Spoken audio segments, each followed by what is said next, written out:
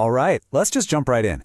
Have you ever gotten to the end of the month, taken a deep breath, looked at your bank account, and just wondered? You know you're making good money, right? You didn't go out and buy a private jet. So where is it all going?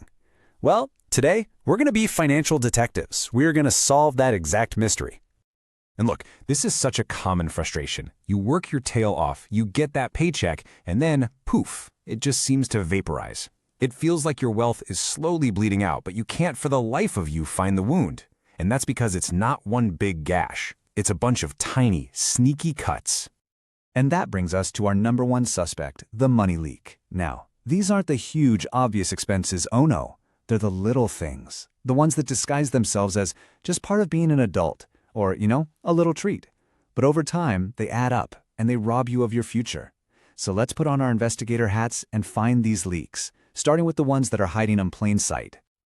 Okay, first up, let's talk about the everyday spending traps. These are the normal, routine decisions we all make that are quietly costing us an absolute fortune.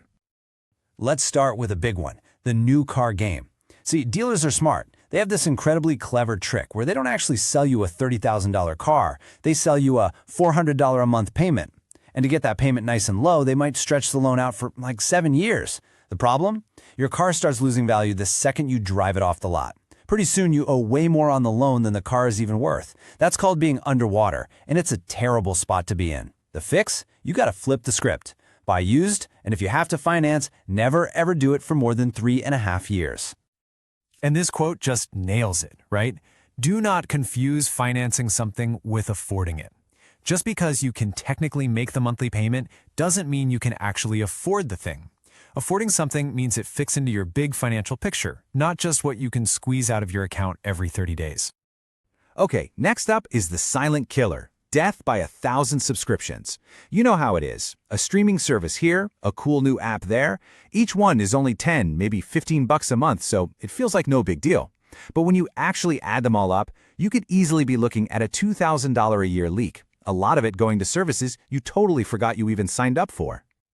And of course, we have to talk about the impulse buy machine itself, online shopping. Let's be real. Amazon isn't just a store. It's a dopamine dispenser with one-click buying. So here's a simple, super powerful way to plug that leak, the 72-hour rule. Step 1, you remove your saved credit card. That's key. Then you add the item to your cart and you walk away for 3 days. You put some friction, some time, between the impulse and the purchase. If you still want it after 72 hours, fine, but you'll be amazed how often you don't. All right, so we've talked about the external traps, but some of the biggest leaks, well, the call is coming from inside the house. This next section is all about the justification game, the clever mental tricks we play on ourselves to feel good about spending money. Ah, the siren's song of the sale. It feels so good, doesn't it? To save all that money? But this is what our source calls marketer math. Think about it. Unless you were already walking into that store to buy that exact item, you didn't save $70. You spent $130 that wasn't even in your plan. The sale didn't meet a need. It created a desire.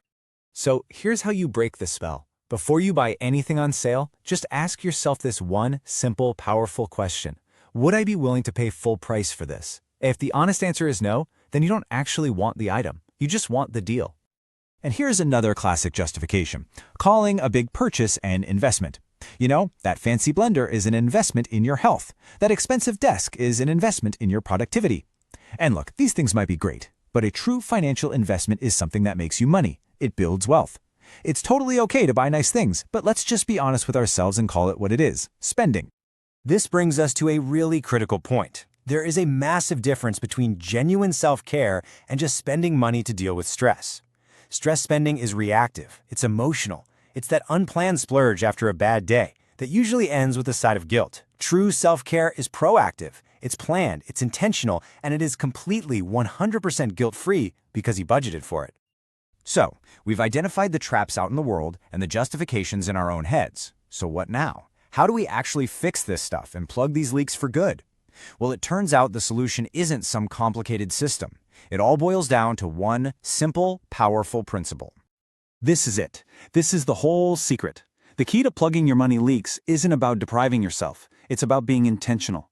It's about shifting your entire mindset from being reactive to being proactive.